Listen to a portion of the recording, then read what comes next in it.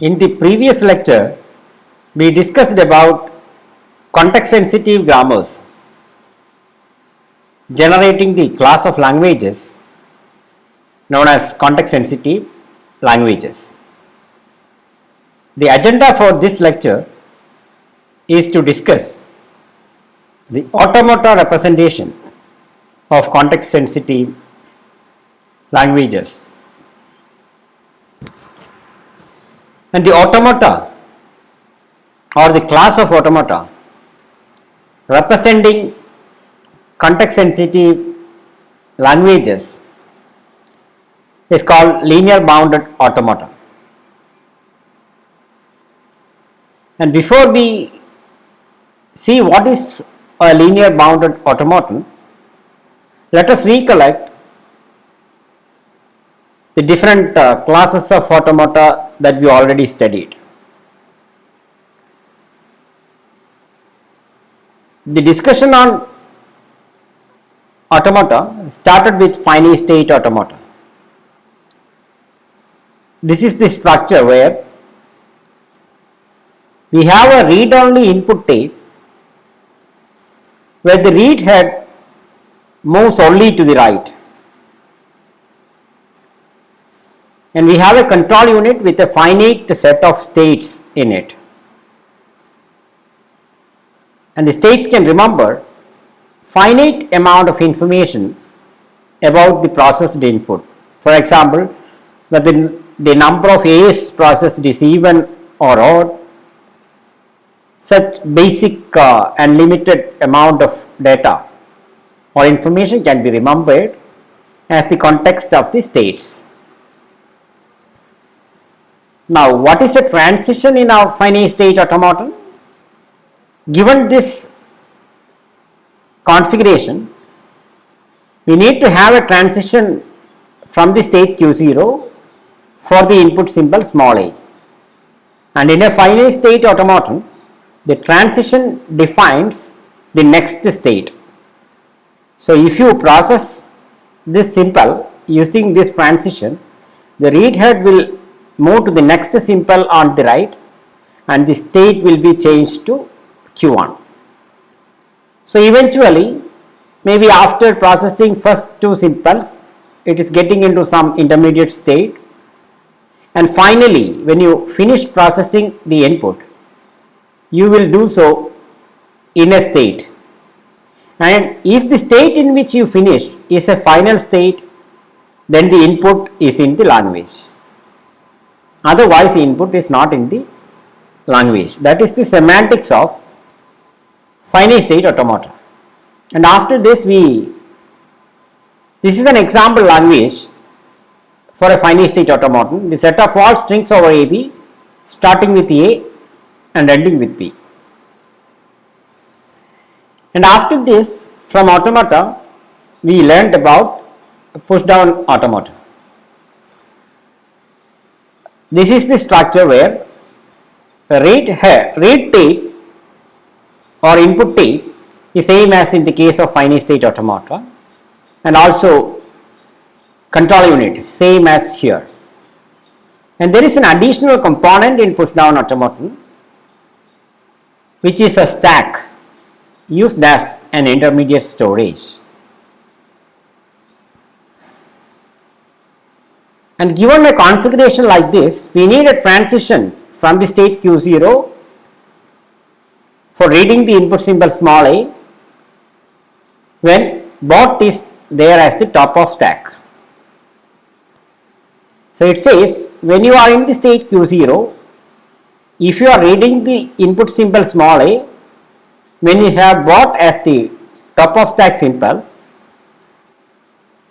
then the transition in the push down automaton should define what is the next state, and also should define what is the string of stack symbols needs to be pushed down to the stack, replacing the top of stack symbol.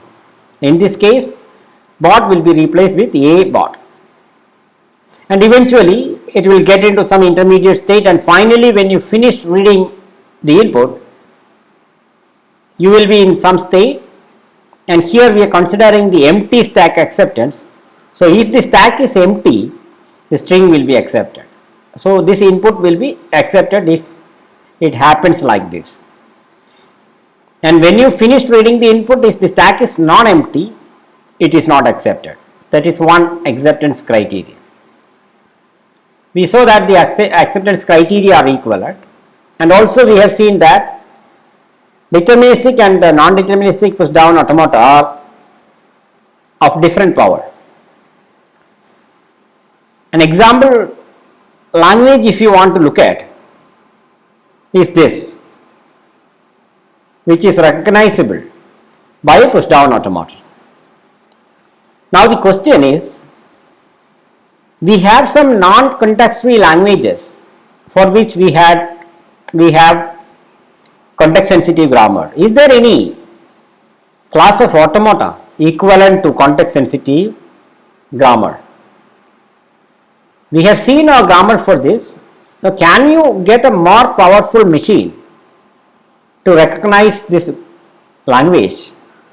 The answer is yes. Then what kind of a structure you need? See that when compared to finite state automata, you have an intermediate storage here, which is a stack. Now we can see the basic structure of the next powerful class of automata, namely linear bounded automata. This is the structure. When you look at it, you may think like something is taken out, but not like that. See what they are. There is a control unit, same as in the case of finite state automata and put down automata, but the tape is going to be different. It is a read write tape. So that is a difference. In the case of finite state automata and push down automata, it was a read only tape, but it is rewritable tape. So intermediate storage also is the tape itself. You can store simples in that tape. And the read write head can move either to the left or right one cell at a time. That also is a difference when compared to finite state automata and push down automata, where the read head always moves to one symbol to the right. Here it can be either to the left symbol or to the right symbol. The tape is initially assumed to store the input delimited by the left hand marker and the blank symbol. For example, here input is a square, b square, c square, delimited in the left by the left hand marker, which is always the case. The left hand marker is the first symbol, and in the right it is delimited by a special symbol on the tape, which is called the blank symbol, denoted as this. And after that, till you get into the cell with the right hand marker, everywhere you have blank symbols. Okay, that is a tape in a linear bounded automata. The input is delimited in the left with the left hand marker, in the right with the blank symbol, and you can use finitely more tape cells here. Initially everywhere you have blank until a right hand marker. So the tape is bounded with the left hand marker and right hand marker. And if you want, you can write symbols here to remember something as an intermediate storage, or even you can replace symbols here. And now you can see why the name linear bounded automata. If the input size is n, in this particular case 6 is the size, 6. The number of cells in the tape which the machine can use is bounded by a linear function of n. Okay, if it is n, then the number of cells this machine can use during its computation is bounded as a linear function of n. For example, here n is 6, a linear function of n is generally represented as n, which is 6 multiplied by a natural number plus a natural number. This is a generic representation of a linear function on 6. Now the last point about the tape, the machine can scan or process the inputs in the left or right directions any number of rounds. That's the difference. Maybe you can start from here, go all the way to the right, maybe you can stop in between, go back, so you can repeat it any number of times.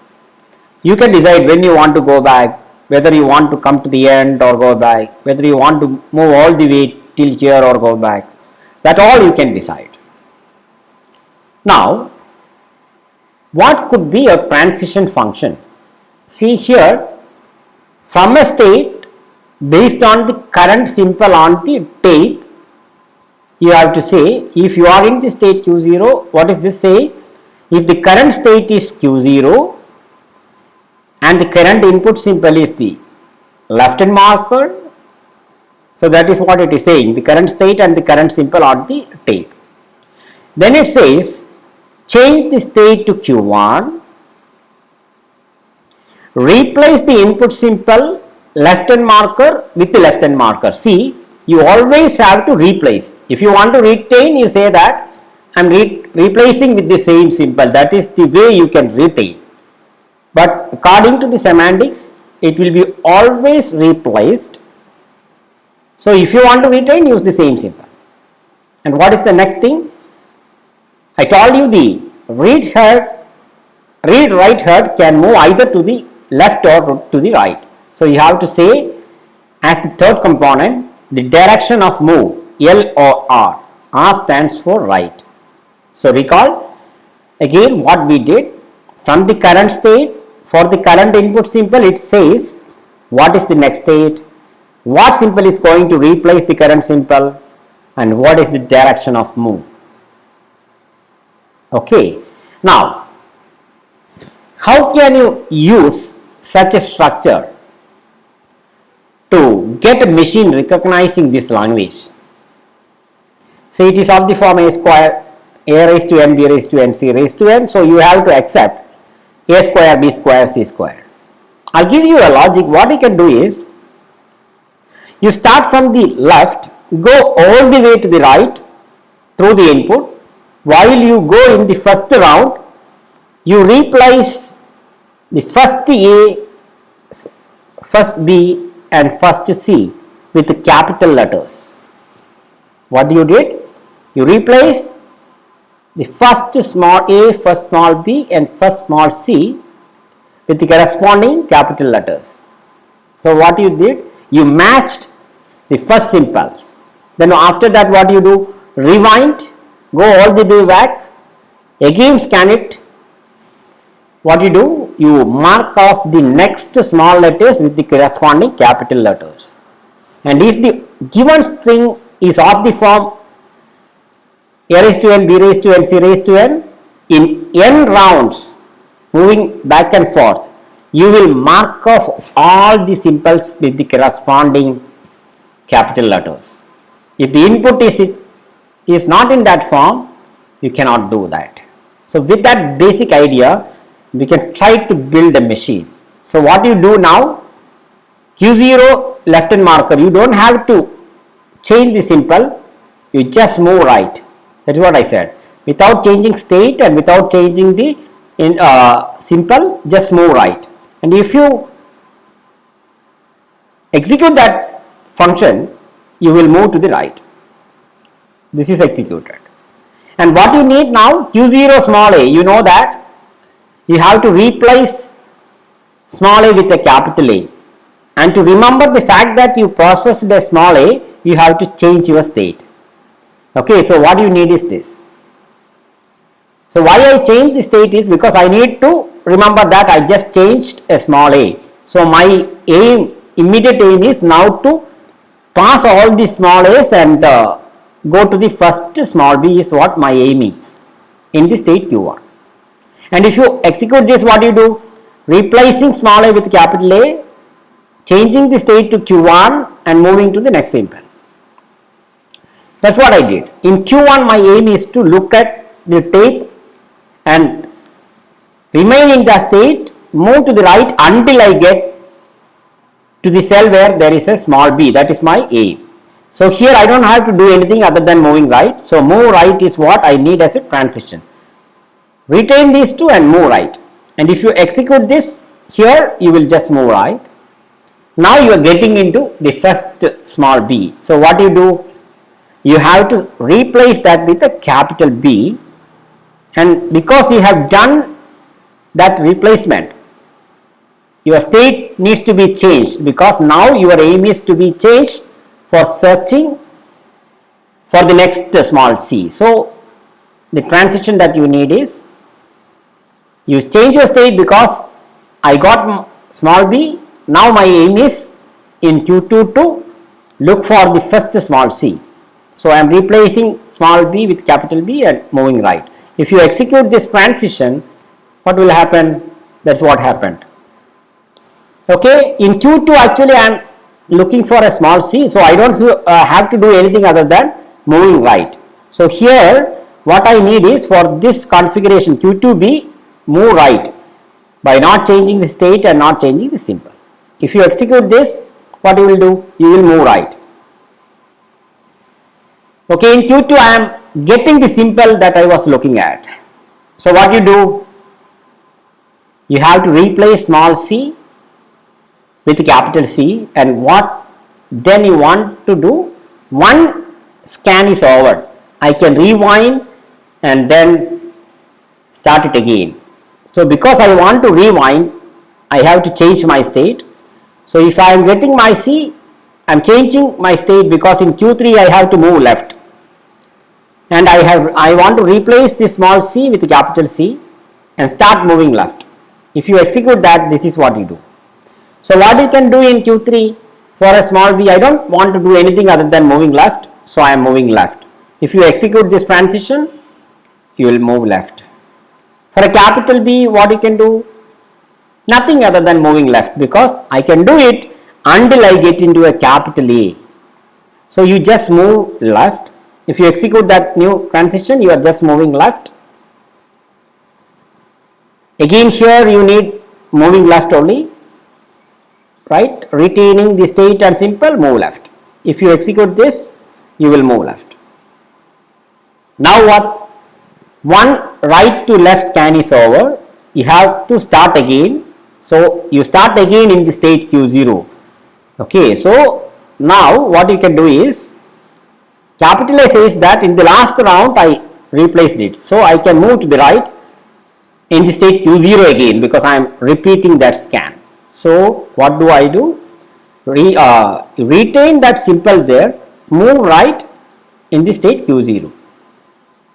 Okay, now I am getting Q0 small a. There is already a transition here, and if you apply that, what you will do? You will replace the small a with capital A, and you will change your state to Q1, and you are moving right.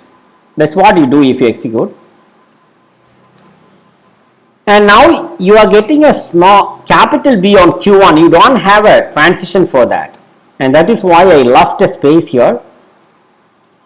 In Q1, before you get into the first small b, there can be a capital B, so you just move right. Okay, if you execute this, you will move right. In Q1 you are getting a B. For that you already have a transition, and what does it say?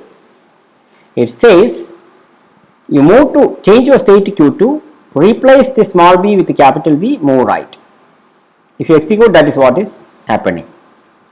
Now see, on Q2 actually you are looking for a small c.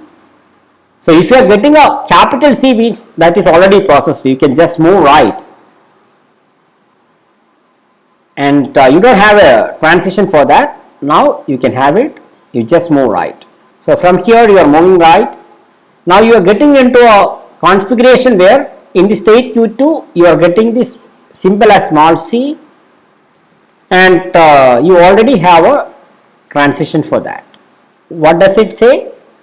It says change your state to Q3, replace small c with the capital C, and move to the left. You are starting rewinding again. So if you apply, this is what you do. And now see, on a Q3 you are getting into a cell where capital C is stored. No such transition defined. Actually, you want to move left until you get a capital A. If you execute this, you will move left. And now what is the situation? Q3 capital B, you already have a move left function here. Apply it and move left. The same function applies here as well, move left. Now you are getting into a configuration where you are processing capital A from Q3, and for that Q3 capital A, there is already a function. What is it? You start scanning the input in the next round. So that is what it says. Change to Q0, retain that capital A and move right. Retain that capital A, change to Q0, move right is what it is saying. That is what you did. Q0 on capital B, there is no transition, but what do you need? That means all small a's are processed. Then if the input is in the language, all the small b's and small c's must have been finished. So you can move all the way right and see whether there is any more small b or small c remaining.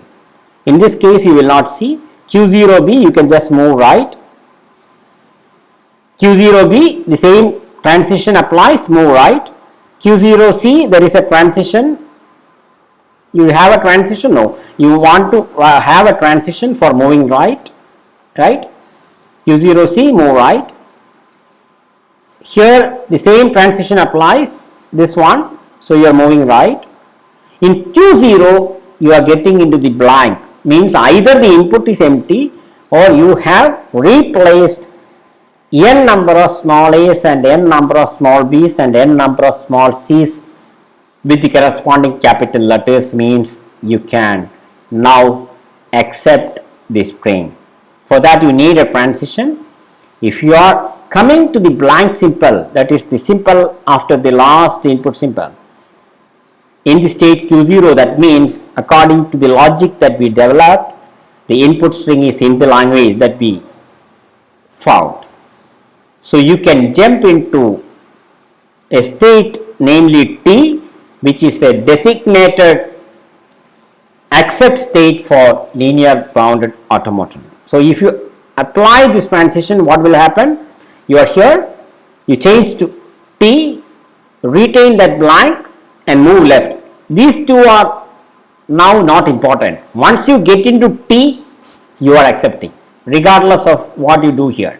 Okay. So that is what is done, and a linear bounded automaton accepts by entering the accept state T. There is a unique accept state. Okay. Now there are some more transitions, because suppose the input string is not in the language, some more transitions are required. For example, suppose you are getting into a simple small b in Q0. Actually in Q0 you are looking for a small a. Without a small a, you are getting a small b, means the number of b's is more than number of a's, so you can reject. So similar to the unique accept state, a linear bounded automaton is going to have a single reject state R.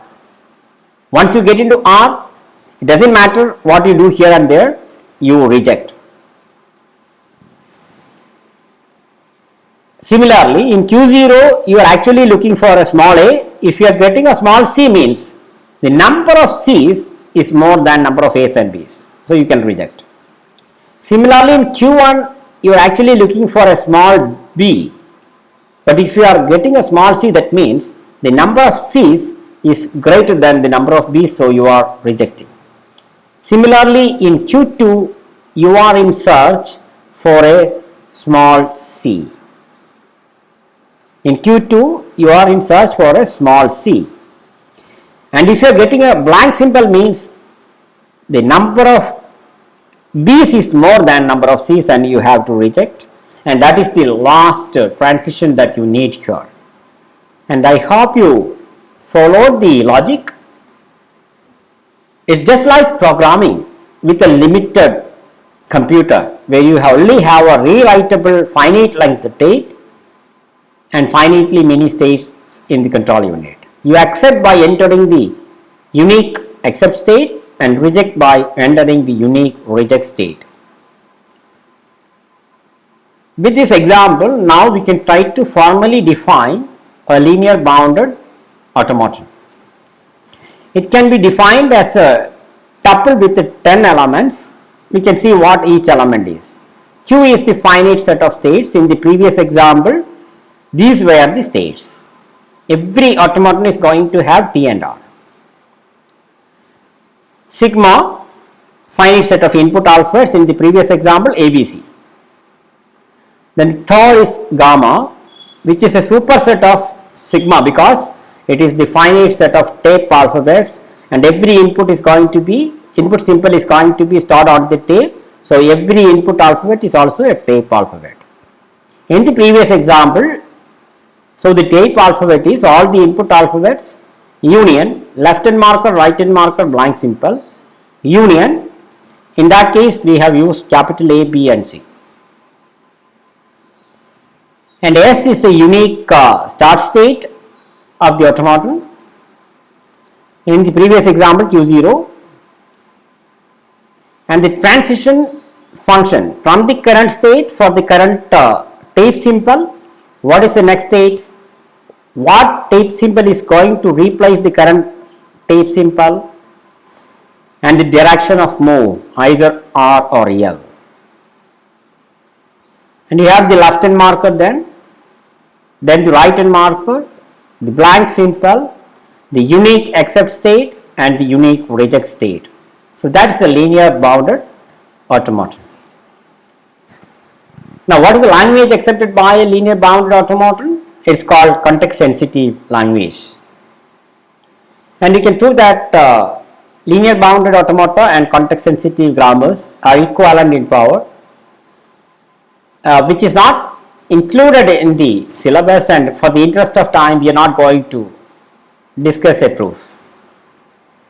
With this, we are coming to the last slide of this lecture. I am giving you an exercise problem for you to practice how can you design a linear bounded automaton.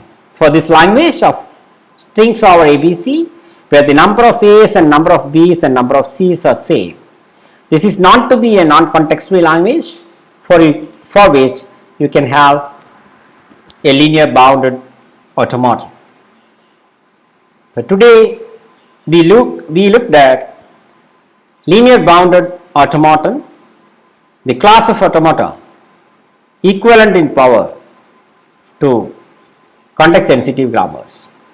And because we got a linear bounded automaton for the language A to the power n, B to the power n, C to the power n, which is proved to be a non-context free language, we have a proof that linear bounded automaton is strictly more powerful than push down automata. And here the structural difference is we are having a rewritable finite length tape, and the number of symbols or cells on the tape that a machine can use is bounded by a linear function on the number of input, and hence the name linear bounded automata. Thank you.